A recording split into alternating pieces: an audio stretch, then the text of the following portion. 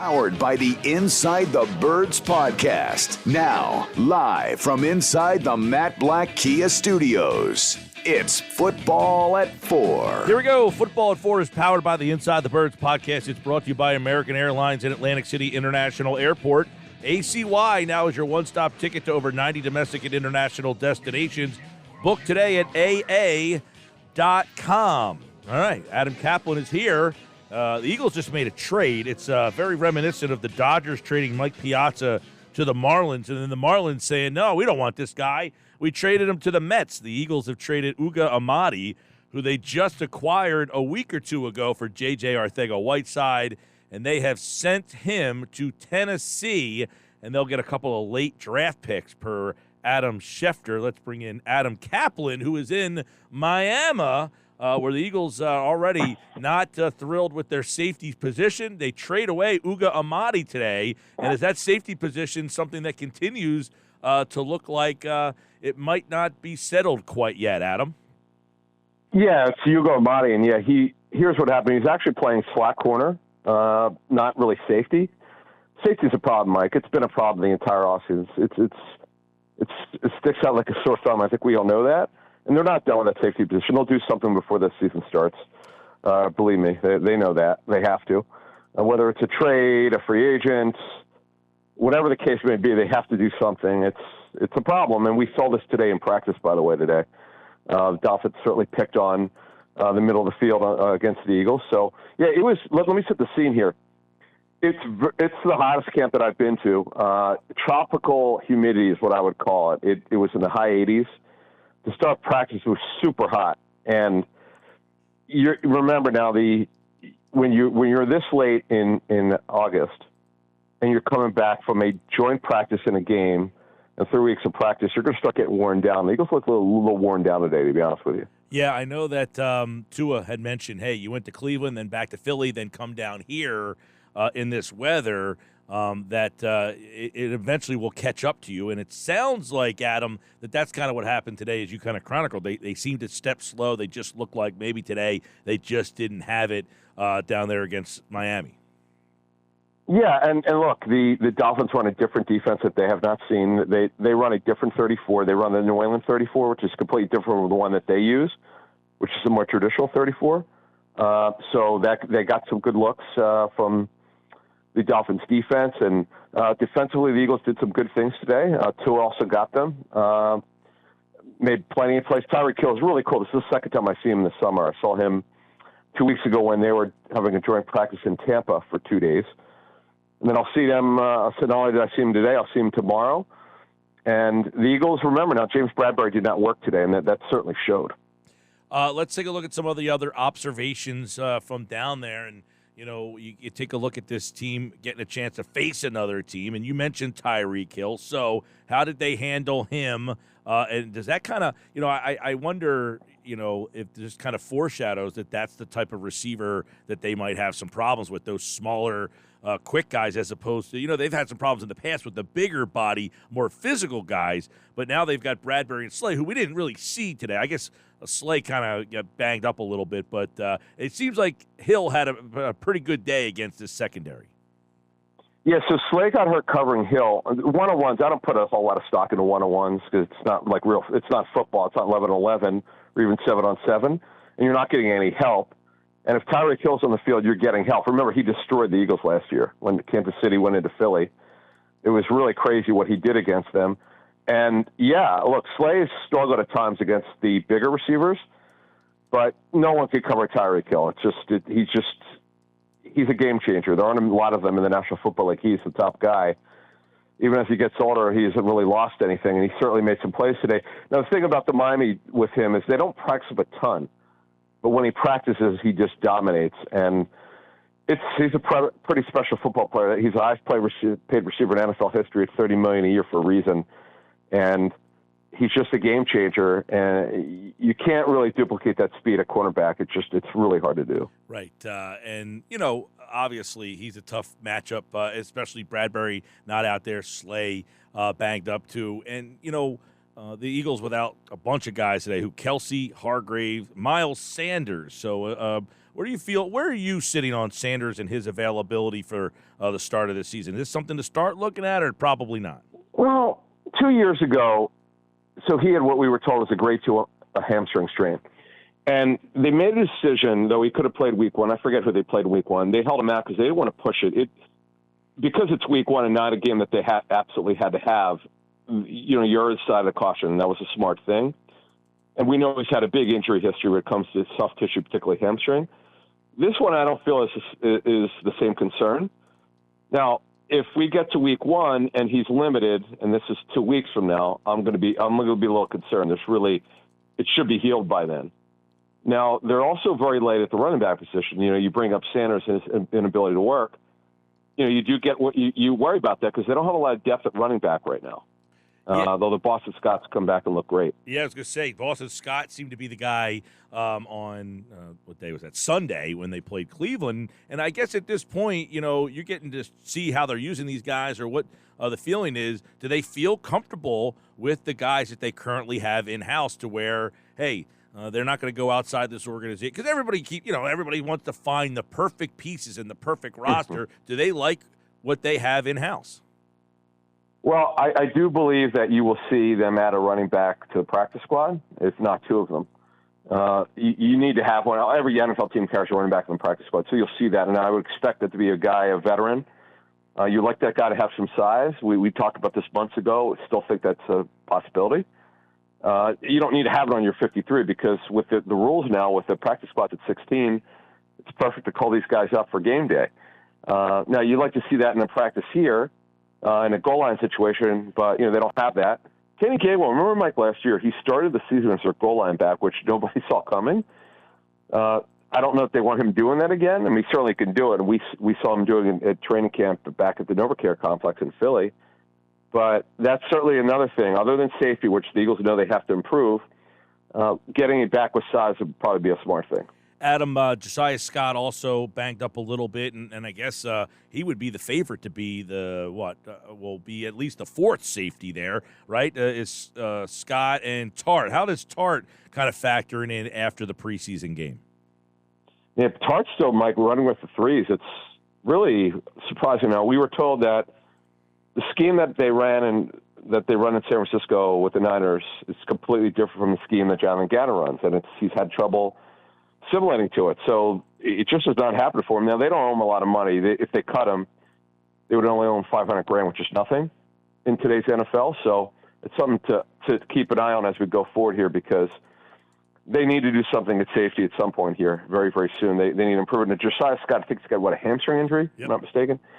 Mm-hmm. He left the game. He hobbled off against the Browns, and he's a backup corner, nickel corner, and he also plays free safety. And he's done a good job. The coaches like him. He's been very coachable. For what I understand, it's more of a day-to-day situation with that injury. But he's a guy who's certainly been a very good story in training camp. All right, Adam Caplan, some observations from today. What did the Dolphins' defensive front do for Philadelphia? Because we know the Eagles' offensive line is their strength. So how did you kind of watch and observe the Eagles' offensive line against that Dolphin front? Yeah, boy, they gave us some pressure, the Eagles did. Again, I think what happened, Mike, is, and this happens a lot at joint practices, you're seeing the team that you're not familiar with. It's not like they're practicing with another team in the NFC East. They're practicing with a team in a different conference who's not on their schedule, and they don't have a frame of reference. And the thing that happens at these practices, and you run what you normally do. You don't run it in the game. Yeah, the Dolphins will run a 43. Well, they won't disguise. They won't do anything. They're not going to give their opponents any film that they could look at because the teams, by the way, they cannot share this film with anyone else other than themselves. So that's why I think the Eagles had some times today where the offensive line didn't handle itself well. That's just going to happen. And plus, their D-line versus the Dolphins' offensive line, the Dolphins have a very average, if not below average, offensive line. If Tua didn't get the ball out quickly, the Eagles got pressure. And the Eagles ran their stuff today, so it was good to see. Yeah, Tua, I'm interested just to get your take on what he looks like in person with that offense. And I don't think Waddle played today, but there's a lot of expectations on that team, and specifically Tua, who was a very high draft pick. Yeah, I thought Tua looked good today. I mean, Mike, that hits and that ball's out. And I see he's another guy like Gardner Minshew that they don't have strong arms. And Minshew, by the way, had a very good practice. Tua's a guy, he's not a big guy, barely 6'1". If the ball does not come out quickly out of his hands, it's either going to get deflected, he's going to be pushed. He's not a big guy at all. He's got a small frame. He's got to get it out quickly because the defense could adjust it, even that slight second, because he can't throw the ball with any juice. Gardner Minshew, ironically, has the same issue. You got to throw with anticipation, with timing. We saw today a lot where Tua got it out of his hands and threw the ball well. He got it into the pass target's hands. Now, when he threw the ball downfield, boy, the ball hung up. I mean, it hung up. There was one in particular where it seemed like it took forever to come down. He just can't drive the football. Hurts actually has a better arm than Tua, for the record. Right, and a lot of people looking at Hurts in this situation not against, but in these practices down here. And did you get a full brigade of the Eagles offense? Did you get A.J. Brown? Did you get Devonta Smith? Yep. Did you get everybody and get a chance to see how their offense functioned? Yeah. Oh, they all practiced. Yeah, I mean, Devontae looked good. A.J. Brown did get a ton of balls, but he had a ball downfield. He caught the ball well. These practices is good because what you do is you practice on two fields, the ones versus the ones, twos versus twos, and you mix it up a little bit. Yeah, and that's what we saw today. And then Lane Johnson, I don't know that he got hurt, but he didn't finish practice. They had Jack Driscoll going him at right tackle. That might have been just because of the heat. Who knows? And then, by the way, Slay, on that 101, he just jammed his leg, and then he came back later.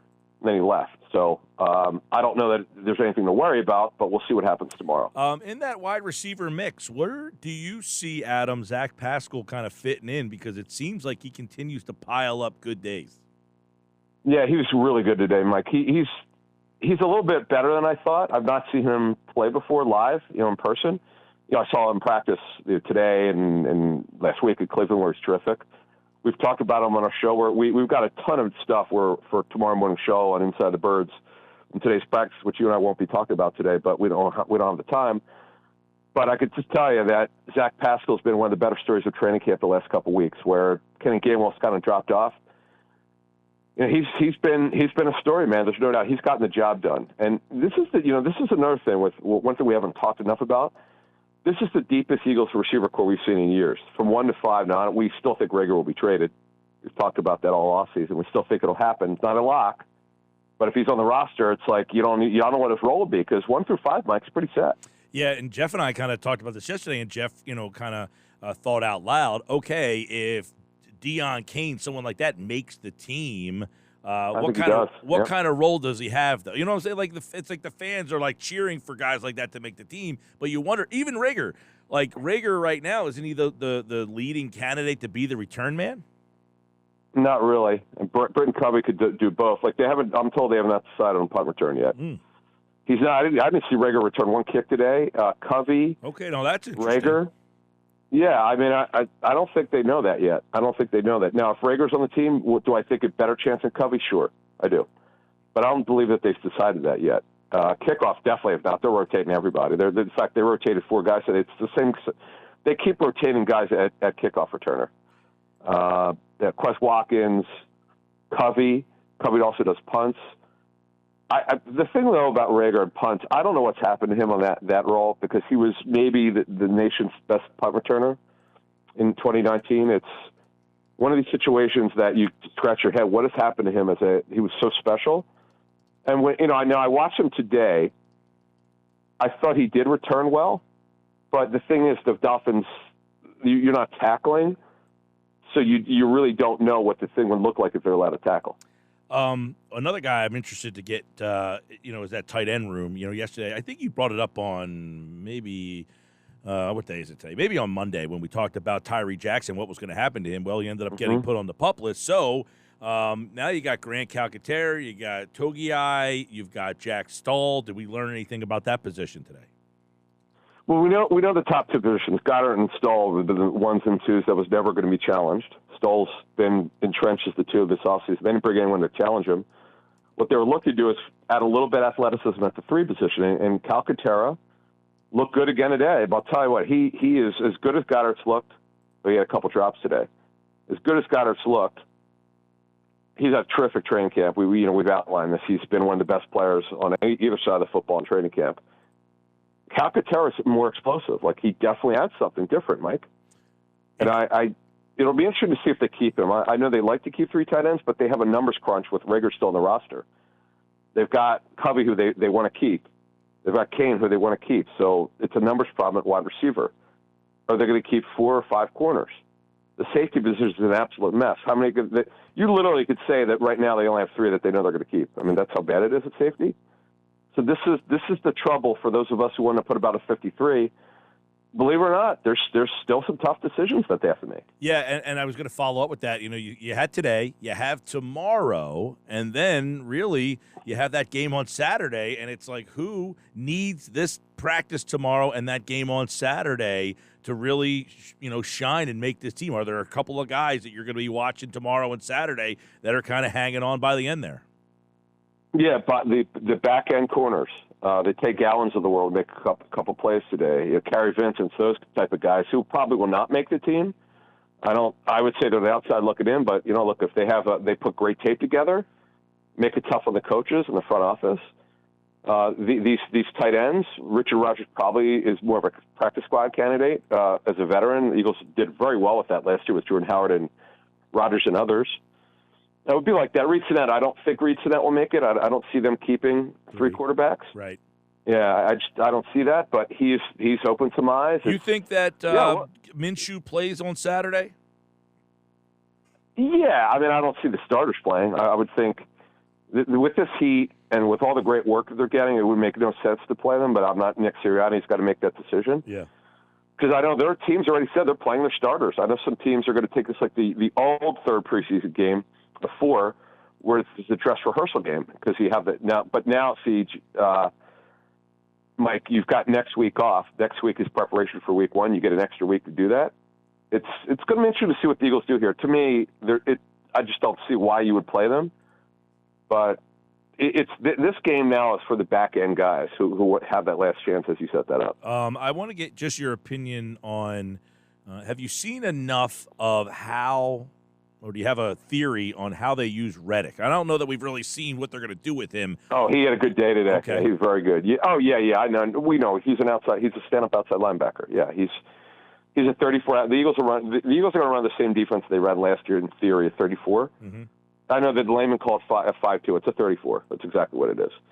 I stood next to so many NFL people at Eagles practice this year. They said that's a 34 defense, not a 5-2. It looks like a 5-2 when you move those 2 linebackers up to the line, but that's if they're hands down, that's a 5 front. It's not a 5 front. It's a 3. It's a 3 with two stand-up linebackers.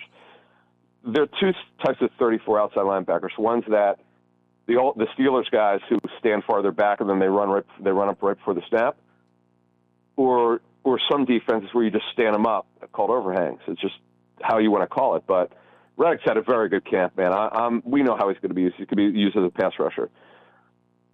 Is he going to be? Is he going to cover a little bit? Yeah, 10%, 10, 50% of the time. Yeah, you can't. There's no linebacker in the National Football League that rushes every single time he's out there. That doesn't happen. But it's going to be a minimal amount that's going to ask him to cover. All right, Adam Caplan, the Inside the Birds podcast. New one will drop tomorrow morning. The guys are down in Miami to get you ready for what they're watching and looking for the practices and Sunday's game, or Saturday, I guess, is when they play. And that'll be it until the regular season. Before we let you run, Adam, is there anything else you want to add that you saw and observed for the listeners today? Anything else that was on your mind that you wanted to bring up? Oh, man. Well, I got a ton of stuff. I could talk Eagles for 4 hours. Yeah. No, nothing. No, look, I thought the Eagles offense was up and down. I thought the defense, that Miami's offense got the better of the Eagles a little bit. I don't grade these things. It's pointless to do that. But if you just want to give me an overview of what it looked like, I would say that the Eagles were much better last week in the first practice against Cleveland. Sharp. Cleveland had their both starting corners out last week, which that's the difference. And by the way, Miami's down a bunch of corners. They got a lot of guys hurt at that position. And all of a sudden, Byron Jones, who should have been an Eagle, he hasn't practiced since last season. He's been out after surgery, and they just lost Mackenzie Alexander, who they just signed. So they're down a bunch of corners. All right, Adam Caplan, and of course, Jeff will have the new Inside the Birds podcast out tomorrow morning. Jeff will be in with practice from tomorrow on tomorrow's show, and then Andrew's here on Friday to kind of preview what he's watching for in the game. Football at 4, Inside the Birds. Appreciate it, Adam. You got me. Adam is in Miami, getting ready for those joint practice tomorrow, number 2, and then, of course, the preseason game number 3, which will take place right here on 97.3 ESPN.